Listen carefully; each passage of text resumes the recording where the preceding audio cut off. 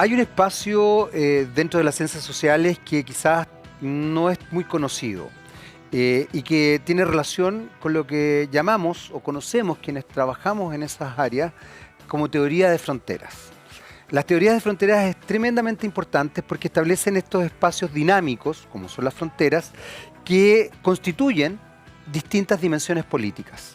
Hoy día vamos a estar hablando con un cientista político que de alguna u otra manera tiene que ver con esto de la idea de teoría de fronteras porque él focaliza su interés en espacios fronterizos, pero como microfronterizos.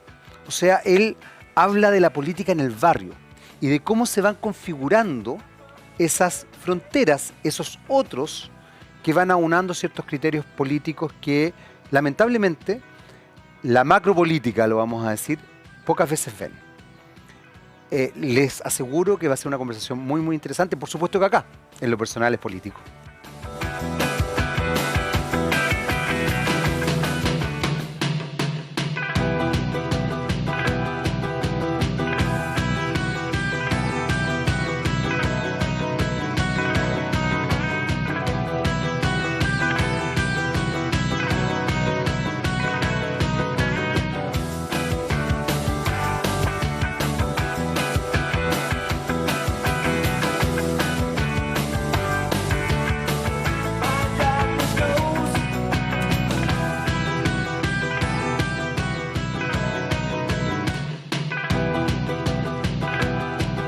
Hola, ¿qué tal? ¿Cómo están? Estamos comenzando nuestro Lo Personal es Político del día de hoy y hoy día vamos a tocar un tema tremendamente interesante porque nos vamos a focalizar en algo que con mi invitado ya tratamos de ponerle una especie de nombre. Así como existe la macroeconomía y la microeconomía, vamos a hablar de macropolítica y micropolítica, porque sí, estamos con un especialista y cientista político en políticas urbanas, por así decirlo, pero desde justamente la perspectiva de cómo se van estableciendo ciertos ejes desde la construcción social quizás en el pensamiento político. Eso lo vamos a ir conversando con él. Estamos con el académico y doctorante ya, ¿o no?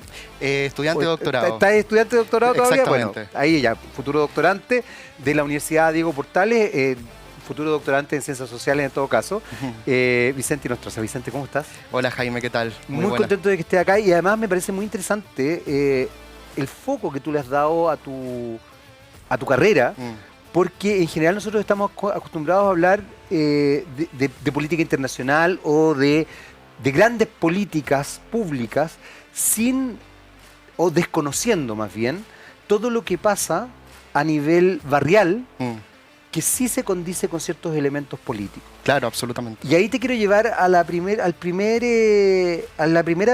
idea para que conversemos, abramos esta conversación que tiene que ver con cuáles son las directrices que tú pudiste observar en relación a todo el estallido social. Estos no son 30 pesos, son 30 años, que además se van conformando hoy día en un discurso criminalizador de la revuelta social de octubre del 2019.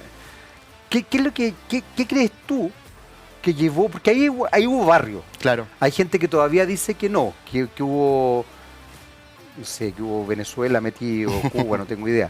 Pero ahí hubo barrio. Aparentemente fue espontáneo, incluso aunque haya sido, comillas, coordinado en ciertas instancias. ¿Cómo lo ves tú? ¿Cuál ha sido tu análisis ahí? Bueno, Jaime, primero que todo, muchas gracias por la invitación al programa. Y es súper interesante tu pregunta porque personalmente, esto lo voy a llevar al tema de mi carrera que estuve en formación.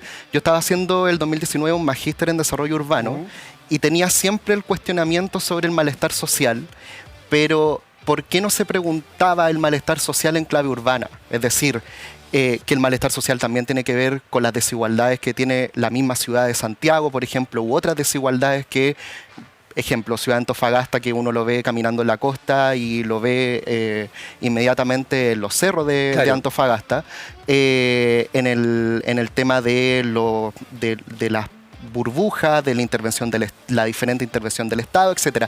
Había una serie de cadenas que me llevó a preguntarme sobre si existe un malestar urbano. Y esto fue el 2019, a principios del 2019. ocurre que en el campo de mi tesis, que empecé en septiembre del 2019, sí, me tocó justo, hice algunas entrevistas en Renca y en Conchalí, ocurre el estallido social en octubre. Entonces yo alcancé a establecer unas pequeñas entrevistas, una breve entrevista antes del estallido social y después del estallido social. Y claro, absolutamente, ahí se veía de todas formas un cierto malestar que estaba internalizado, si uno lo podría decir, a través de las distintas personas. Yo no creo que en la sociedad como entera, sino que en los barrios o en las personas, en las mismas casas, en las mismas familias. En fin, uno puede establecer como distintas dinámicas, pero que se expresa por una desconfianza generalizada. Se expresa también una molestia con la misma economía, con el mismo costo de enfrentar la vida. En fin, yo creo que se engloba en algo que también decía el Programa de Naciones Unidas para el Desarrollo, el PNUD, sí, que era como un malestar, pero con la seguridad social, un malestar subjetivo que se encapsulaba, pero con la misma seguridad de enfrentar las vidas, de tu vida. A pesar que estaban muy satisfechos con su propia vida, pero fuera de eso, con las instituciones, desde las instituciones más generales, nacionales, hasta los mismos vecinos. Entonces, eso mismo se encapsulaba en las entrevistas que yo fui haciendo a lo largo pre y post estallido social. Es que estaba pensando, hay varios elementos que toca Vicente que son muy interesantes. Por un lado, el tema de la subjetividad, que es algo que en general a los cientistas sociales nos cuesta observar, porque tendemos a tratar de establecer códigos más bien cuantitativos, y se nos olvida que lo cualitativo es muy importante porque finalmente el sujeto es el que acciona, más allá de, y son las sumas de esas subjetividades las que van generando ciertos movimientos. Desde ese punto de vista, no puedo dejar de mencionar también el análisis que han hecho algunos cientistas políticos y también algunos comunicadores y políticos también concretamente, respecto a la idea de que se concertó el estallido social cuando en definitiva, como plantean varios filósofos contemporáneos y no tan contemporáneos incluso, que la suma de subjetividades se aunan en un criterio único. O sea, es casi como que hoy día estamos hablando de esto de los barrios y capaz que haya alguien en, no sé, Addis Abeba, un lugar absolutamente desconocido para nosotros, hablando exactamente lo mismo. Porque se generan esas situaciones porque hay un colectivo, por así decirlo, no quiero ponerme junguiano, pero sí hay un cierto colectivo que está funcionando. ¿Por qué crees tú que esto, que es evidente y que tú además lo pudiste ver, y que quizás cualquiera lo observaba? O sea, hubo una situación muy compleja en ese entonces con ciertos ministros del segundo gobierno de Piñera que generaban como detonantes. Claro, una cosa como más, una provocación. O sea, hagan bingos para mejorar la infraestructura de los colegios, compren flores porque están más baratas, levántense más temprano. Cuando la gente en este país se levanta a las 5:30, 6 de la mañana, ya la gente está funcionando, incluso a las 4. Y no estoy hablando de los panaderos por si acaso, estoy hablando de gente que efectivamente vive en sectores periféricos y tiene que ir a trabajar o tiene que llegar muy temprano. Entonces, había una suerte de desconexión. Y tú tocaste otro tema que es súper importante, Vicente, que es el cuestionamiento y la rabia que están generando hoy día las instituciones. La institución política, la institución mediática también, las Fuerzas Armadas. Hay una desconformidad con eso.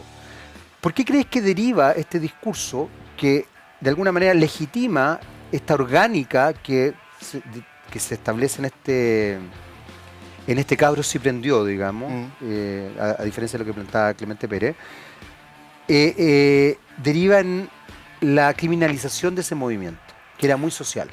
Sí, yo creo, a propósito de esto de la subjetividad y el lugar de lo común, eso es como lograr lo que desconcertó al sistema político. Es decir, el gran problema de las instituciones, de los partidos políticos, y dícese también de distintas instituciones, de hasta una junta de vecinos, por ejemplo, es que no hay un relato común representativo todavía que englobe a a un gran grupo social, si uno lo podría decir. ¿Es una idea de liderazgo, por así decirlo? ¿O un más relato que una idea de liderazgo, yo creo que la sociedad chilena está tan segmentada, fragmentada y segregada y desigual, etcétera, que esa desigualdad social se traslada a distintos relatos que están subjetivamente encapsulados en pequeños grupos sociales que ciertas instituciones se conforman con representar y listo, y están en la escena política. Y eso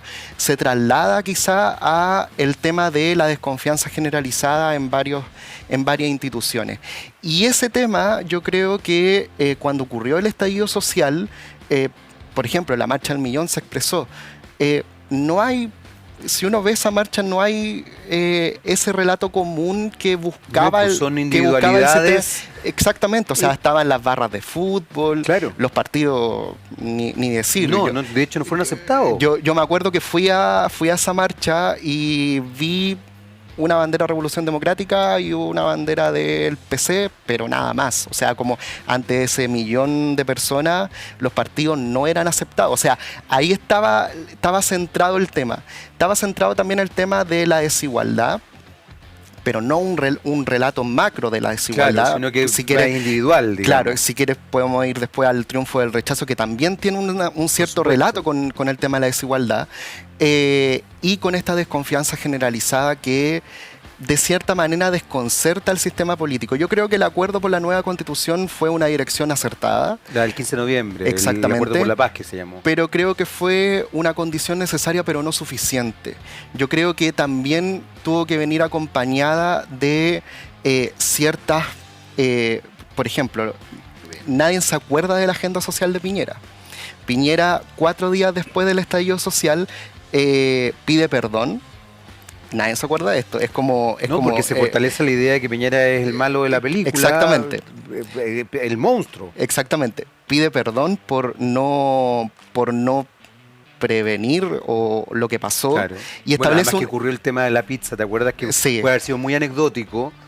Creo que esa idea quedó mucho más instalada que el tema. Perdón, claro. Exactamente. Y la agenda social era más que nada algunas cosas que estaban dentro del programa de Piñera, algunas cosas que se sumaban, por ejemplo, el tema de la reducción de la dieta de los legisladores. Claro.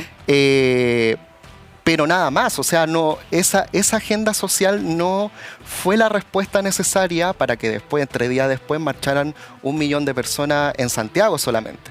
Entonces, yo creo que hay una cierta cuestión de no encontrar el rumbo a este relato colectivo, porque también si tú sumas estas subjetividades, tanto barriales, tanto comunales, tanto de las mismas personas, el relato común es muy frágil. O sea, es desconfianza. ¿Qué dice eso?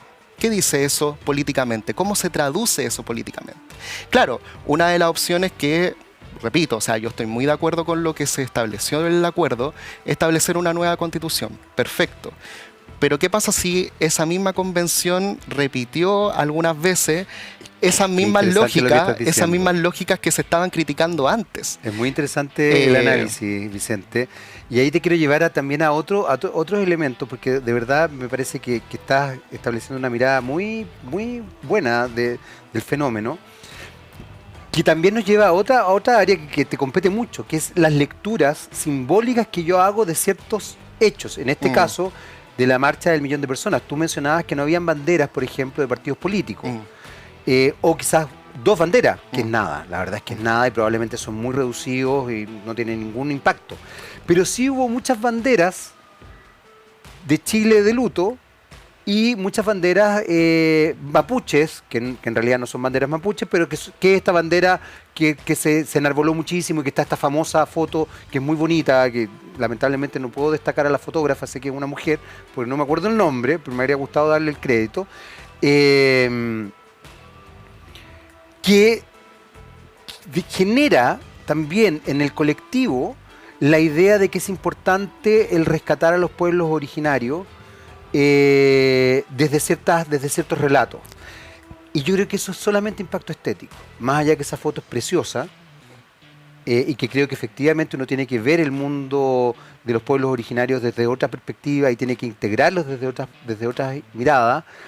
Creo que sin quererlo caímos en el impacto estético. Y cuando hablo de impacto estético, no, evidentemente no estoy mencionando la estética como disciplina filosófica. Justamente el impacto estético es que se queda solamente en la forma y no ve el fondo, a diferencia de lo que hace la disciplina filosófica, porque la gente, para que cachemos de lo que estoy mencionando. Entonces, me parece muy interesante lo que estás diciendo, porque creo que hay un análisis simbólico errado, pero también tiene que ver con otro elemento que quiero ponerte ahí en esto que estamos conversando, que es lo arraigado que está la sociedad del espectáculo en nuestro país, donde justamente nos quedamos en puro impacto estético y no profundizamos el mensaje ni tampoco la observación analítica respecto a los fenómenos.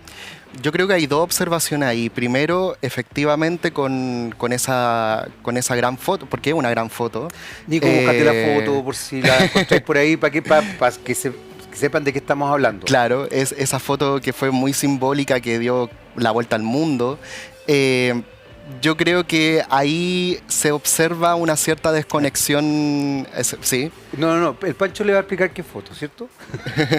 Nico. No, que hay una cierta como desconexión con el relato de los pueblos originarios. En verdad, no existe un relato en general como de los pueblos originarios. Me parece muy interesante lo que tú dentro de los pueblos originarios también hay como un relato de que solamente existe el pueblo mapuche, pero existen también otros pueblos originarios que tienen otros relatos políticos.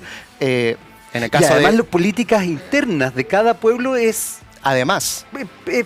Por eso es que uno habla también de naciones, ojo. Por eso es que uno habla de lo plurinacional. Uno entiende que este es el Estado de Chile.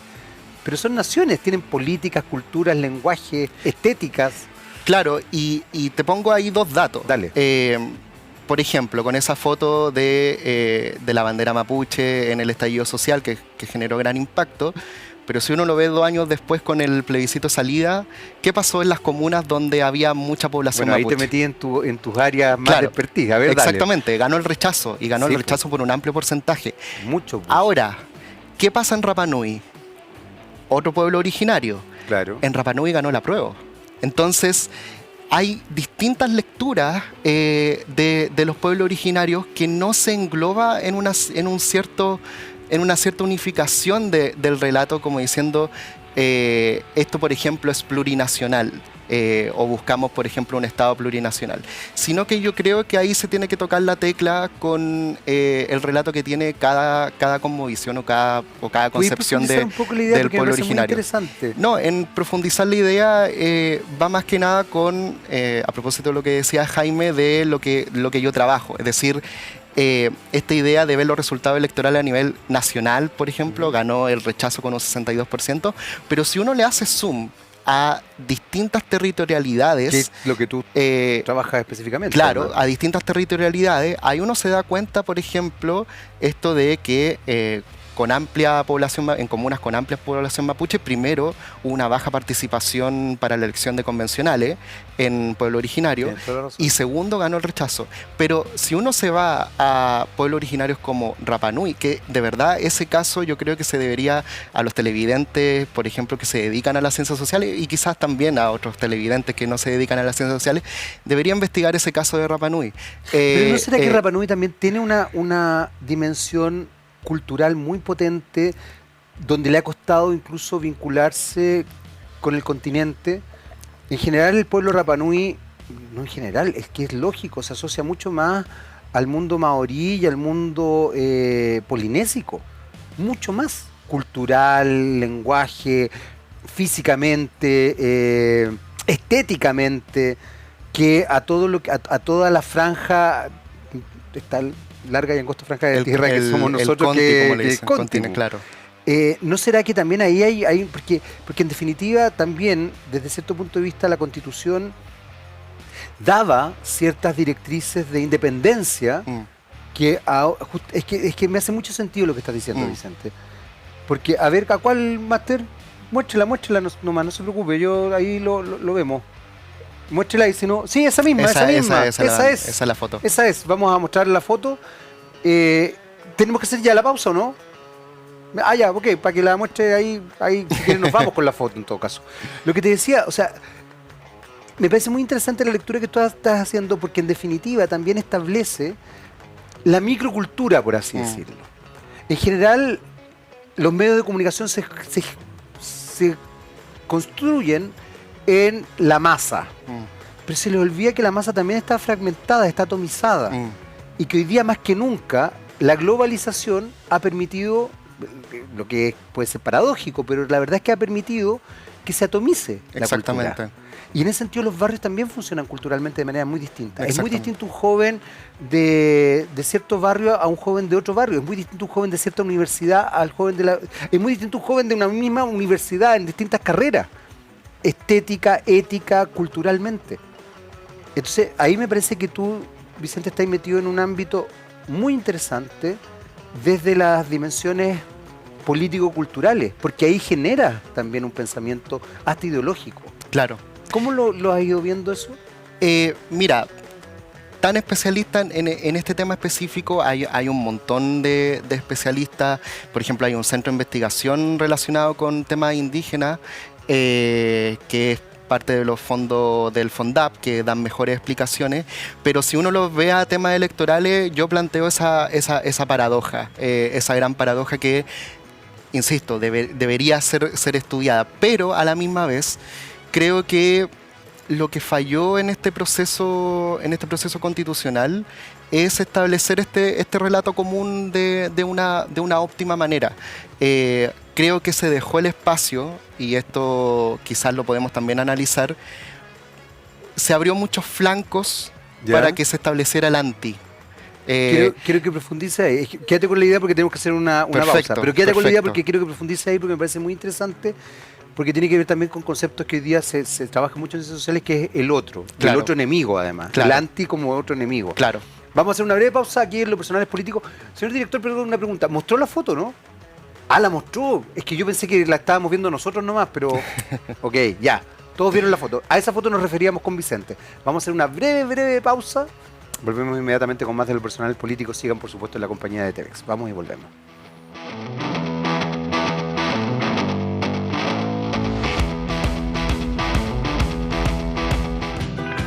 Muy bien, ya estamos de vuelta. Sí, ya estamos de vuelta para nuestro segundo bloque de Lo Personal es Político, siempre por las pantallas de TVX. Y seguimos conversando, por supuesto, con Vicente Inostroza, cientista político académico de la Universidad Diego Portales y además estudiante de doctorado de Ciencias Sociales, que tiene esta mirada que a mí me parece tan atractiva y tan interesante, que tiene que ver con el átomo, por así por ponerlo desde cierto punto de vista. Y tú estás hablando de algo bien potente, que en general la gente no lo tiene tan integrado, que es esa construcción del otro peligroso, del otro enemigo, y que finalmente no solamente atomiza más la sociedad, sino que perjudica cualquier instancia de diálogo en una dinámica y en una dimensión que es tan importante como la política, donde el diálogo es fundamental. A la gente parece que se le ha olvidado que el diálogo es fundamental en lo político. Es como, pero ¿por qué se dieron? Porque hay que dialogar, porque eso es democracia, además. Exactamente, yo creo que una de las cosas más destacables del estallido social, al tiro voy con la idea del otro, porque lo voy a conectar. Dele. Una de las cosas más destacables del estallido social fueron los cabildos autoconvocados. Muchas veces se nos olvida y nos quedamos o con las marchas o con el tema de la violencia que ocurrió en el estallido social. Pero no nos quedamos con esa instancia de los cabildos autoconvocados. Yo me acuerdo que hice un mapa de circulación en Twitter sobre la distribución de los cabildos en Santiago, y me sorprendía que se quebró ese patrón de segregación de participación. Voy a lo siguiente: a mayor estatus socioeconómico, mayor participación en política. Siempre se ha dicho como esa tesis a nivel general. Pero uno ve que post-estallido social se quiebra en el tema de los cabildos. Había mucha participación en la zona poniente de Santiago, una zona muy que había una histórica poca participación electoral, por ejemplo, a diferencia del proceso de Michelle Bachelet. El proceso de Michelle Bachelet ocurre en las zonas centrales, ocurre en universidades, etcétera, pero a nivel barrial no impacta tanto. En el tema del estallido social ya se empieza como a dialogar entre vecinos, etcétera. Pero ahí la desigualdad urbana es tan profunda que de todas maneras no hay ese diálogo con el otro que uno está en contra. Por ejemplo, el tema de la autosegregación de las clases altas no dialogan con ese otro que lo ven como el que viene a robar, etcétera. No se establece ese diálogo, ese estigma, no se logra derribar esa estigmatización. Al contrario, con los barrios populares. Entonces, ahí de todas maneras hay una cuestión estructural en torno a la infraestructura urbana que todavía no se establecía ese diálogo con el otro. Pero, a propósito del otro, como este relato en torno al estudio político, también me preguntaba en el triunfo del rechazo, que de cierta manera fue sorpresivo para la gran mayoría de la población, incluso para los que votaron rechazo, es que ¿cuál es el relato común entre este triunfo grande del apruebo y este triunfo del rechazo? Bueno, primero hay que hacer una distinción porque en el triunfo del apruebo estábamos con voto voluntario y estábamos con pandemia. Exacto. Entonces no votó una gran población como sí lo fue el plebiscito de salida. Pero sí uno podría decir a través de las encuestas que igual había un gran triunfo y hasta ahora un acuerdo para que haya una nueva constitución en Chile. Pero de cierta manera había ese otro que generaba desconfianza. Ese otro en el plebiscito de entrada era Piñera. Y ese otro también en el plebiscito salida era de cierta manera esa relación con la aprobación presidencial que tiene el gobierno de Gabriel Boric. Que es muy interesante ese punto. Claro, exactamente. Yo me acuerdo que previo al plebiscito de salida se establecía una relación, a pesar que correlación no implica causalidad, hay que estudiarlo también profundamente con estudios cualitativos, pero se establecía una relación entre la aprobación presidencial y el plebiscito de salida. Pero es que además, perdona que te haga un paréntesis, pero es que no es menor, porque el discurso, la comunicación que ejerce Palacio es una comunicación que promueve esa relación. Claro. No hay que olvidar cuando el entonces ministro Jackson en la cartera de las Express, dice que en definitiva el programa de gobierno está supeditado al plebiscito de salida. Sí. Lo que a mí personalmente me parece una aberración. Eso fue un grave error. Gravísimo. Tú no puedes hacer un programa de gobierno en función de un hecho que no sabes cómo va a resultar. Claro. Menos aún cuando se va construyendo esto, tú inmediatamente al revés, lo que tendrías que decir es: este es nuestro programa de gobierno, y hacer alguna medida, me imagino yo que por ahí va el tema. Entonces, claro, ahí hubo una situación muy, muy compleja que me hace mucho sentido lo que tú estás diciendo. Nuevamente se focaliza el tema en la subjetividad, porque hay una emocionalidad que lleva al votante a ciertas directrices. Se enarbola la idea de la casa de todos. Pero finalmente lo que hay detrás es un pacto oligárquico, como dice Rodrigo Carmi, que tuvimos la oportunidad de tenerlo acá. Efectivamente hay un pacto oligárquico que tiene que ver con el fantasma portaliano, este libro que sacó Carmi hace poquito, donde las élites dicen: la casa de todos es la casa que nosotros planteamos. Y ustedes tienen que acogerse a esta casa de todos, claro, que es lo que estamos viendo hoy día. Y que también nos pone en entredicho porque no sabemos lo que va a pasar más adelante. Esa casa de todo, yo aquí no sé si pretendo arriesgarme, pero esa idea de casa de todos no tomó en consideración dónde estamos sentados nosotros como sociedad. O sea, ¿cuál es la casa de todos? Exactamente. Es una ilusión en definitiva. O sea, uno no sabe, por ejemplo, en dónde estamos, a 2 kilómetros, qué es lo que pasa en términos de pobreza, en términos de necesidades sociales, etcétera. O sea, hagan ese ejercicio en la casa, sobre todo si viven en ciudades. A 3 kilómetros, ¿qué pasa ahí? ¿Qué necesidades sociales hay? ¿Han conversado con esos vecinos que viven ahí o solamente tienen una cierta dimensión social del lugar donde transitan ustedes en la ciudad, por ejemplo? Entonces, una sociedad desigual y fragmentada, sobre todo, con un sistema político que promueve esa fragmentación, es una ilusión pensar en una casa de todos. Yo creo que el pacto de la nueva Constitución, que es absolutamente necesaria, tiene que ir acompañada con un relato social de qué somos como chilenos, qué somos como el pueblo chileno en general.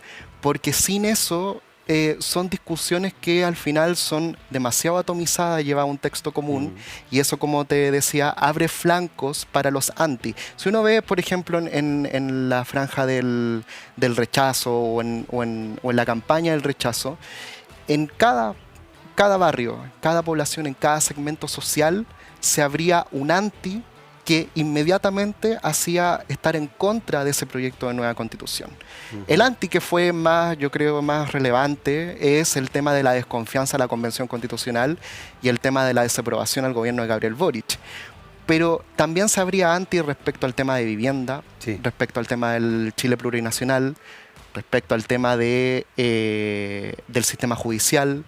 En fin, había como varios temas. Mucha crítica. Varios temas. Yo me acuerdo mucho de este programa en Mega sobre los indecisos, que en cada capítulo había sobre un tema. Y ahí uno identificaba inmediatamente el anti que iba a segmentar la campaña del rechazo. Y la campaña del apruebo, en definitiva, también no tuvo ese relato en común. Yo creo que se perdió mucho sobre ese relato que quería la nueva Constitución. Claro, está en el primer artículo de ese borrador, pero creo que no fue necesario porque, por ejemplo, yo creo que flaqueaba mucho en qué somos como chilenos.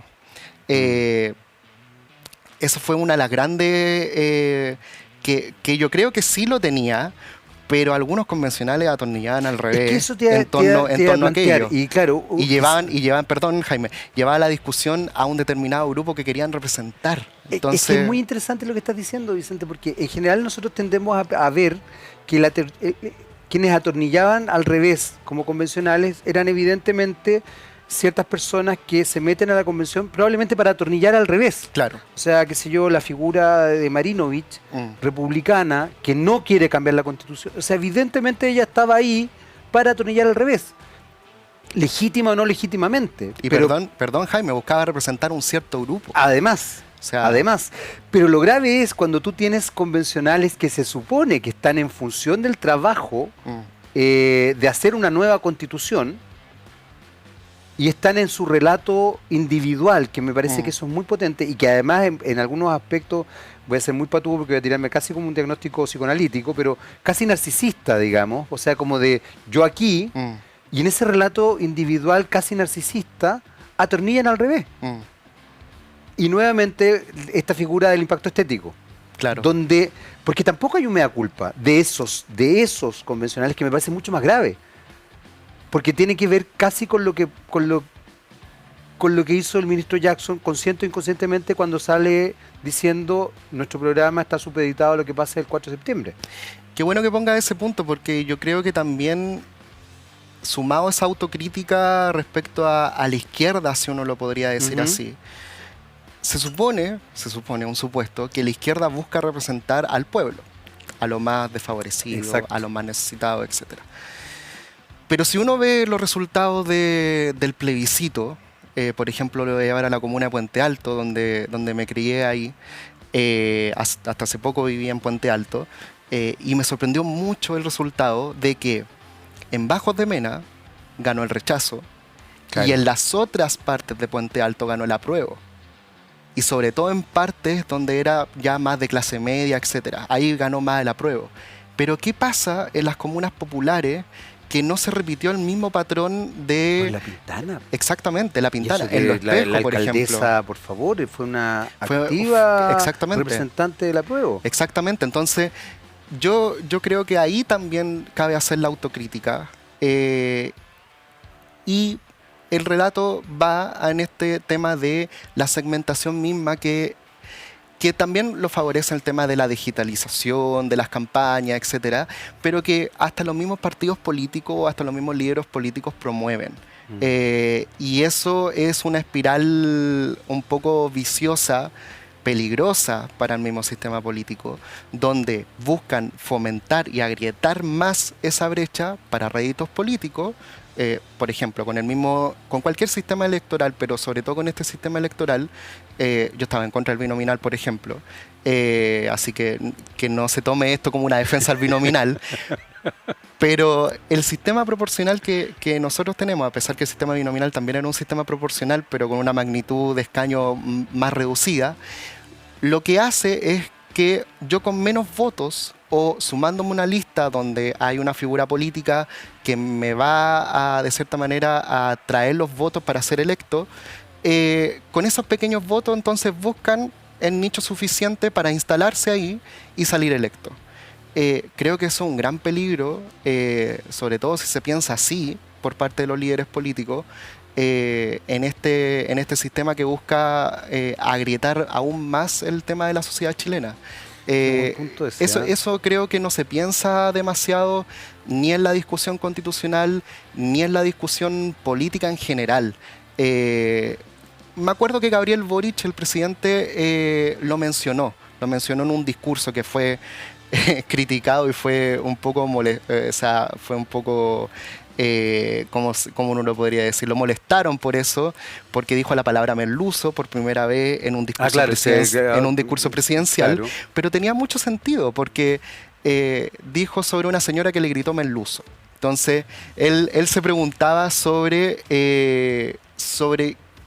cuál es el consumo mediático entonces que lleva a una parte de la población a gritarle sin ni siquiera hablar, sin ni siquiera discutir con el presidente, un cierto calificativo sobre el círculo vicioso que está, por ejemplo, en redes sociales, en TikTok, con el algoritmo, por cierto grupo social que está inmerso.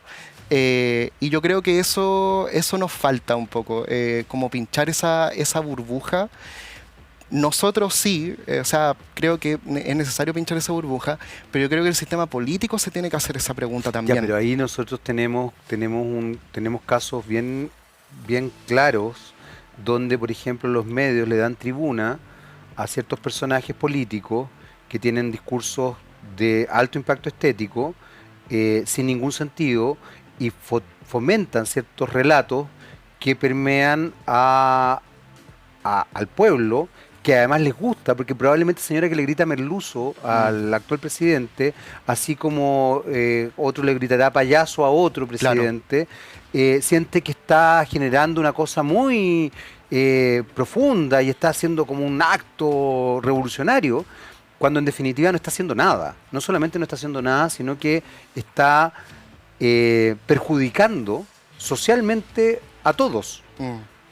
No por una cosa torpe, media pelotuda del respeto a la autoridad, sino de cómo yo establezco la capacidad de tener una sociedad pensante. Por lo que tú estabas diciendo, Vicente, ¿qué significa decirle merluzo a alguien? Cuando aparece este candidato ampliamente cuestionado y muy populista, que yo no lo voy a ni siquiera mencionar, hablando justamente del merluzo, la economía merluciana. Claro, la economía merluciana y todo eso. ¿Pero qué está diciendo realmente? ¿Qué es lo que pretende? ¿Qué es lo que busca? Yo creo que pretende representar una población que no es la chilena en general, o este es el discurso de la sociedad chilena, a pesar que establece como un cierto discurso como del pueblo. Eso es lo populista que tiene, digamos. Pero de cierta manera, vuelvo a insistir esto mismo, el tema de la fragmentación. Ahí, qué buen punto que destacaste, porque ya, yo lo voy a mencionar. No lo menciones, por favor. Tengo una especie de campaña para no mencionarlo, si no lo menciones. Perfecto. Ese señor. Claro, la estrategia que establece, por ejemplo, al acercarse con Pamela Giles y Rodolfo Carter. Ya, a ellos sí los puedes mencionar. Y con, por ejemplo, con Republicano, es una estrategia meramente electoral, donde establece una idea como de buscar representar una cuestión muy difusa, muy vaga, que de cierta manera igual impacta, pero es una cuestión electoral porque sabe que en esos tipos de electorado puede ganar.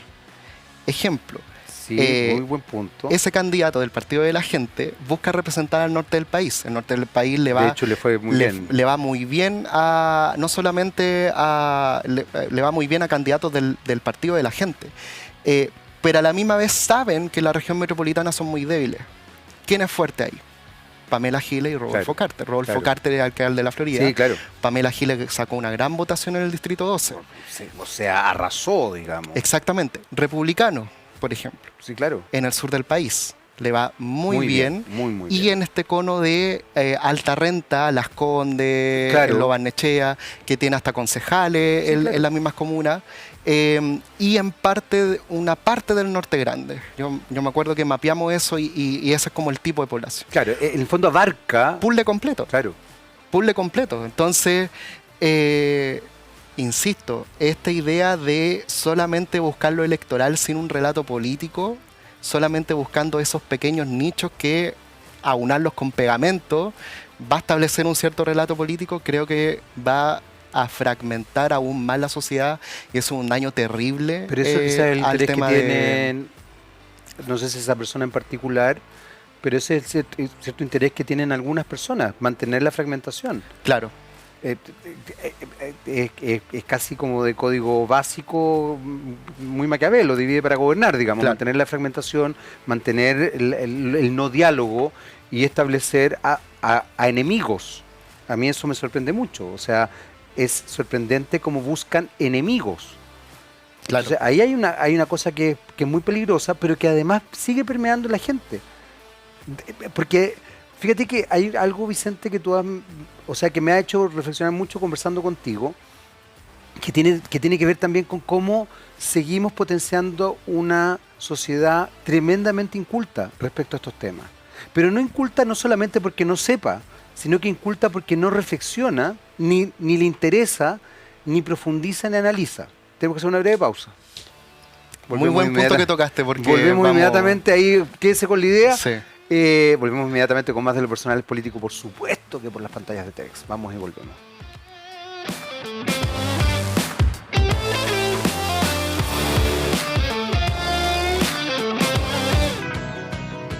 Muy bien, ya estamos de vuelta para nuestro tercer y último bloque. Y habíamos quedado con una idea pendiente que tiene que ver en realidad con cómo ciertos aspectos culturales, pero no culturales necesariamente no sé cómo plantearlo. Como de que todas las personas tienen que ser ilustradas en política. Claro, no. Sino que aspectos que se van configurando en otras dimensiones que sí desarrollan ciertos relatos que afectan también el quehacer político. Ahí está también todo lo que se hizo durante la dictadura y también en la vuelta a la democracia de despolitizar este país. Y tú quedaste ahí como, quiero decir algo, por favor, dele. Sí, quiero decir algo en torno a la discusión del voto voluntario o voto obligatorio. Yo estoy muy a favor de que el voto sea obligatorio. Yo encuentro que... pienso todo lo contrario. ¿En serio? Discutamos entonces. Yo creo que la gente tiene que educarse, pero saber votar. Es que yo creo que el voto obligatorio, la gran característica y el gran beneficio que yo le veo, a ver, yo soy muy contrario a la desigualdad política. ¿Ya? En torno de que el patrón de esto de que los que tienen mayor clase socioeconómica, y eso se traduce a mayor nivel educacional, etcétera, etcétera, etcétera, votan más y participan más y por ende... Muy de acuerdo. Y por ende el sistema político representa mucho más a esas personas. Estoy muy de acuerdo contigo. Yo estoy en eso. Muy en contra, y una de las gracias del voto obligatorio, que el sistema político ahora, sobre todo con esta discusión de apruebo dignidad y socialismo democrático, tiene de cabeza. Vamos a tener que conversar de nuevo en realidad. Claro. Porque ahí hay un tema interesante. Exactamente. Yo creo que ahí hay el tema de que no hay sesgo. Es decir, no hay sesgo socioeconómico, no hay este sesgo entre regiones del país, entre edades. Generalmente los jóvenes votaban menos y con el voto voluntario en el plebiscito de entrada se dio vuelta eso. Los jóvenes votaron más que los adultos para el tema del triunfo del apruebo. Pero para el tema del triunfo del rechazo fue tan categórico porque no hubo este sesgo. No hubo este sesgo, hubo una disminución de este sesgo. Y eso yo creo que es la gracia que tiene el voto obligatorio. Ahora, a ver, ¿qué es lo que falta ahí? Falta el tema de educación cívica. Y no digo educación cívica en torno a colegios, por ejemplo, etcétera, sino que educación cívica del diálogo cívico. Es decir, comunicacionalmente. Es decir, del diálogo comunicacional, claro, pero a la misma vez de dialogar en política, pero, por ejemplo, las familias que no se tiren el tomate en la cabeza el tío con el sobrino, etcétera. Ese diálogo cívico yo creo que falta, y eso es una de las grandes características de que tiene que ir acompañado el voto obligatorio. Es decir, una mayor promoción comunicacional de que es bueno hablar de política, es bueno discutir sobre política y hacerlo en un marco de respeto, pero a la misma vez ir acompañado con otras cosas de la educación cívica, porque eso, a propósito de la grieta y la fragmentación, la disminuye o la atenúa o se conversa entre varios. Yo me acuerdo en televisión para el estallido social hubo un programa en un canal, no me acuerdo qué canal era, pero que sentaba a distintos tipos de chilenos para ver qué pasaba con el estallido social. ¿Ya? Y se salía un poco del marco de la violencia. Me acuerdo que era en TVN. Ese programa, no sé qué pasó con ese programa, pero sentaba a distintas personalidades y hablaban sobre la sociedad chilena. Creo que esos programas de política, pero a la misma vez de sociedad, faltan. Por ejemplo, los programas de política actualmente son entre partidos políticos, cuoteados, etcétera, pero falta este diálogo más profundo a nivel social de qué nos pasa como chilenos en torno a, por ejemplo, por qué estallamos, por qué hubo un estallido que social. Es un poco lo que hablábamos al principio. Exactamente. Pero ahí hay algo, Vicente, que es súper interesante, porque finalmente, ¿cómo pinchamos esas burbujas informativas? Cuando tú tienes ciertas instancias socioculturales privadas, y tiene mucho que ver con lo que tú estudias, en definitiva, con tu área de expertise, cuesta salirse de esa burbuja, digamos. Y cuando te sales de esa burbuja, de verdad haces un quiebre muy fuerte, muy violento, quizás con tu familia, con tu entorno, que implica demasiado riesgo. O sea, muchas veces también por razones afectivas, emocionales, te mantienes en la burbuja y no te generas cuestionamientos internos porque hay lealtades emocionales que no quieres romper. Exactamente. Qué sé yo, si yo pertenezco a una familia, no sé, de exiliados, que lo pasaron pésimo, que en algún minuto, que mataron a alguien cercano, etcétera, y de pronto comulgo más con ideas neoliberales, más de derecha, es muy duro el rechazo que provocó. Y viceversa. Si pertenezco a una familia de extrema derecha, que apoyó el golpe, que es completamente antiizquierda, que lee a cualquier persona X como comunista, rojo y lo peor que puede hacer, y no sé, ¿cómo vas a hacer ese quiebre cuando finalmente ahí hay lealtades internas? ¿Y por qué me parece tan interesante? Porque tú estás metido en ese estudio, y ahí tú mencionaste algo que es muy importante. La cultura cívica, cuando tenemos un país que ha sido ampliamente despolitizado, y donde además se ve como lo político, como algo muy negativo, es muy difícil romper ese sesgo. Y tú lo ves, o sea, como, bueno, pero ¿te has puesto a pensar esto? No lo quiero pensar. No me interesa pensarlo, no lo voy a pensar. Claro. O sea, voy a votar por lo que sea más acorde a lo que mi entorno me lleva a votar. Claro, y exactamente. Y esa despolitización creo que se empezó como a quebrar el 2010 con los movimientos sociales. Absolutamente de acuerdo. El 2018 el movimiento feminista fue, para mi gusto, clave. La gente no le da la importancia que tiene, pero yo creo que fue clave. De hecho, en el Observatorio de Conflictos del COES marcan esta como curva en torno al aumento de los movimientos, de los conflictos sobre todo, porque los movimientos sociales son conflictivos en cierta manera. Tienen que serlo así, tienen que interpelar en cierta manera, pero yo creo que esa politización falta canalizarla, como tú bien dices, en niveles como más afectivos, pero de politizarla de buena manera, porque politización significa básicamente quebrar, expulsar, etcétera. Y tú mencionas algo, perdón, te dejo al tiro terminar la idea, pero tú mencionaste algo que fue muy gráfico. La gente se tira el tomate por la cabeza. Sí. Si eso es lo grave. O sea, si un papá con un hijo se enfrentan ideológicamente, pueden terminar en una cosa muy grave. Sí. Y frente a eso, evidentemente sometimiento, y generalmente sometimiento del hijo al padre. Sí. No, y en eso yo lo voy a llevar en el tema del plebiscito de salida, lo voy a conectar en cierta manera, porque aquí es donde el sistema político también, de cierta manera, navega en torno a... El caso de la derecha dice, voy a representar con su nombre el 62%, algo así, voy a representar el 62% del rechazo. Pero ese rechazo en verdad interpela a distintos tipos de sociedades. Absolutamente de acuerdo. Distintos tipos por esta lógica del anti, por esta lógica de los distintos discursos que enarboló. Lo mismo para el caso del apruebo del plebiscito de entrada. Creo con menores